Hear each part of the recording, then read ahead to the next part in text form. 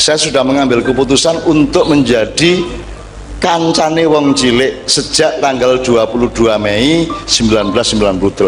Saya tidak akan punya ambisi apa-apa.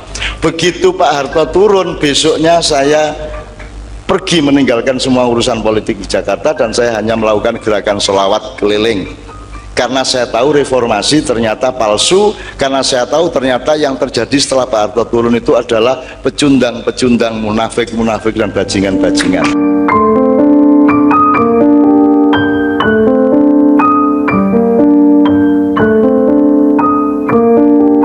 Kita ini tidak boleh melupakan sejarah. Teman-teman sekalian, kalau saya ngomong ini nanti tolong jangan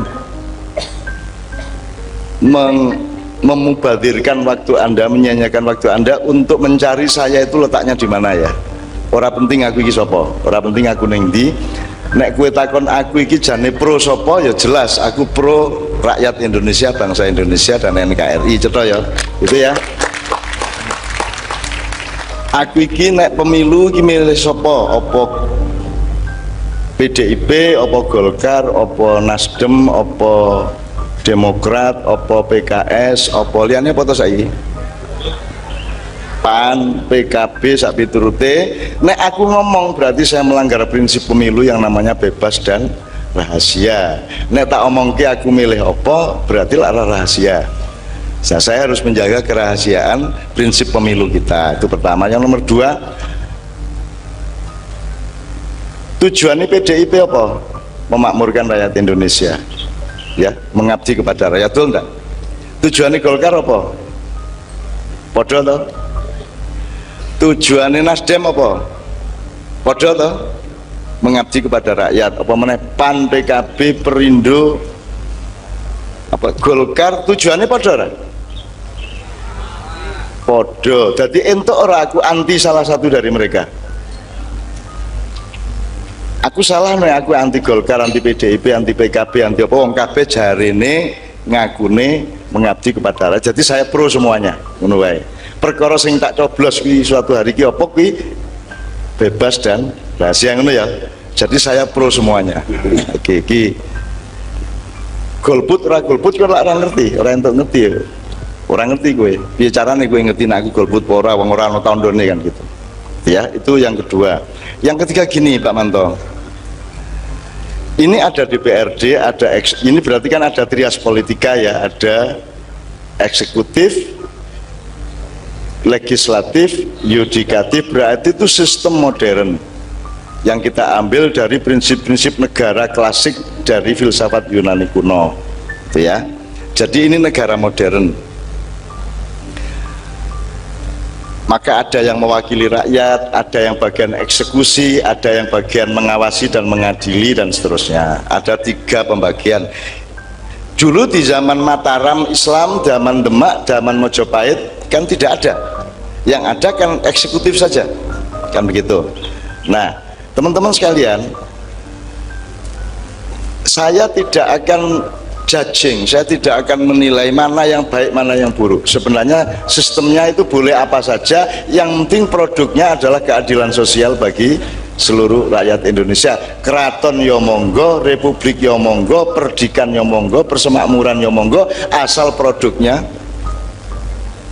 sama dengan mangga itu loh. Arep kok onceki nganggo apa monggo, kok kerakoti yo monggo, yang penting kok pangan enak kan gitu kan. Nah, Bapak sekalian, kalau kita ngomong seperti Pak Sumanto katakan belajar kepada sejarah, kan sebenarnya kita ini memang tidak belajar sama sejarah, Pak. Nyuwun sewu ya, para perintis kemerdekaan, pendiri Republik Indonesia ini misalnya siapa? Sebutin 5 nama. Gurune Bung Karno siapa? HUS Cokroaminoto. Siapa meneh? Tokoh di zaman sebelum kemerdekaan sampai kemerdekaan, siapa meneh aku njaluk 5. Yang Madalan ora di jajaran itu dong. Madalan kan di wilayah kebudayaan dan agama dong. Iki sejarah piye cah-cah iki? Sing apa jenis sing nggawe martabak angkatan 45 ki lho. Kayak Jamadalan ora. Ya melu tapi kan tidak di dalam pusat persiapan kemerdekaan. Cokro Aminoto, sapa meneh liyane ayo. Pelajaran SD lho. Muhammad Yamin, sapa meneh Mas? Haji Agus Salim, Dr. Sutomo, oke banget. Tak kandhani, semua yang mempersiapkan kemerdekaan Indonesia adalah muridnya Belanda. Pak Karno, Bung Hatta dulu kuliah di Belanda, bikin perhimpunan Indonesia dan berpikir untuk memerdekakan Indonesia di negeri Belanda. Ning elmune ilmu Londo, ya ora? Elmune ilmu Londo. Jadi begitu gaya Indonesia melu lon, pikirannya melu Londo, jadi republik, trias politika, betul enggak? Jadi negara. Kalau Mataram negara apa kerajaan? Kerajaan. Kalau kita belajar sejarah, kita nggak bikin negara, Pak, kita bikin meneruskan kerajaan aslinya. Jadi kita ini tidak meneruskan apa yang sudah ada pada nenek moyang kita ini tiba-tiba berubah menjadi seperti orang barat, bikin negara. Aku orang ngarani negara elek ya. Tapi faktanya kita ini melakukan adopsi atau diskontinuasi, bukan kontinuasi, bukan meneruskan mbah-mbah kita, melainkan membuat sesuatu yang baru, sehingga kita bersikap bingung kepada keraton-keraton yang ada sekarang. Padahal Belanda sendiri itu kerajaan apa republik? Kerajaan. Inggris, Belgia, Spanyol, Denmark, Jerman kerajaan. Lah kok Indonesia ki republik dhewe ki janjane biyen ki sinau nang sapa? Saya tanya, Bung Karno sinau kepada Sunan Kalijaga enggak? Sinau kepada Ronggo Warsito enggak? Kita tidak belajar kepada mbah-mbah kita. Gitu loh teman sekalian. Kita ini tiba-tiba membuat sesuatu yang sekarang kita bingung sendiri. Oleh karena itu saya ke Karanganyar ini tidak untuk ngomong Indonesia secara luas.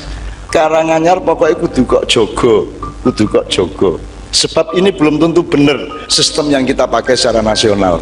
Belum tentu benar kalau suatu hari bubar, suatu hari berubah, suatu hari ada reformasi total dan mendasar, jangan kaget. Tapi yang penting Karanganyar tetap ono lindu kaya ngopo tetap seimbang, ora ambruk omahe. Ono lesus kaya apa ora ambruk omahe. Ono longsor kaya apa tetap ono pire gitu ya. Ada keadaan apapun secara nasional dan internasional, Karanganyar harus punya ketahanan lokalnya sendiri. Nah, Bapak sekalian, di bidang apapun kita tidak belajar kepada mbah-mbah kita. Pendidikannya ya melu londo, ya tak? Ya tak? Segala macamnya, sistem bernegaranya, sistem sosialnya, cita-citanya pun bukan cita-cita bangsa Indonesia. Cita-cita kita itu cita-cita internasional, cita-cita seperti orang-orang di barat. Aku ranyalahke lagi, saya cuma ingin mengatakan bahwa kita ini memang tidak belajar sejarah. Ya, alhamdulillah. Yang banyak Mas, sebab nanti akhirnya kita pasti kasih ke mereka Mas.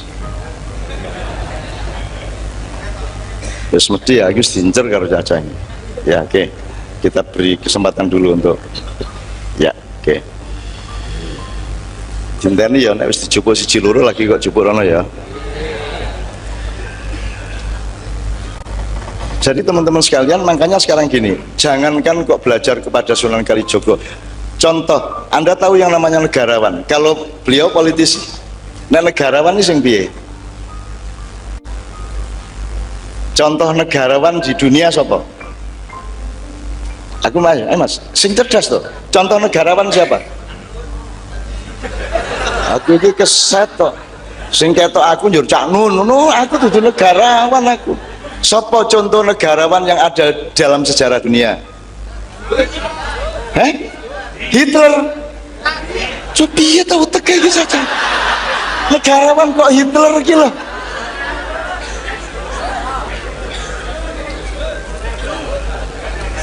Gus Dur politisi. Mahatma Gandhi oke. Siapa meneh? Apa tuh bedanya negarawan kalau politisi? Coba dicari, dipelajari, disenauni. Ora kudu saiki ning kowe kudu dikelingan ana bedane lho negarawan karo politisi. Yang kita butuhkan di Indonesia sekarang negarawan, orang yang tidak berorientasi untuk kekuasaan tapi mencintai rakyat dan memberi ilmu kepada rakyat supaya hidupnya masyarakat semuanya. Nyun sewu ya, ini sebenarnya saya tidak berkepanjangan. Negarawan terbesar yang saya akui dan saya kenal adalah, bukan saya kenal, saya mengenal dalam sejarah adalah Muhammad SAW. Loh, karena beliau negarawan, beliau tidak punya ambisi untuk menjadikan Madinah menjadi negara atau khilafah.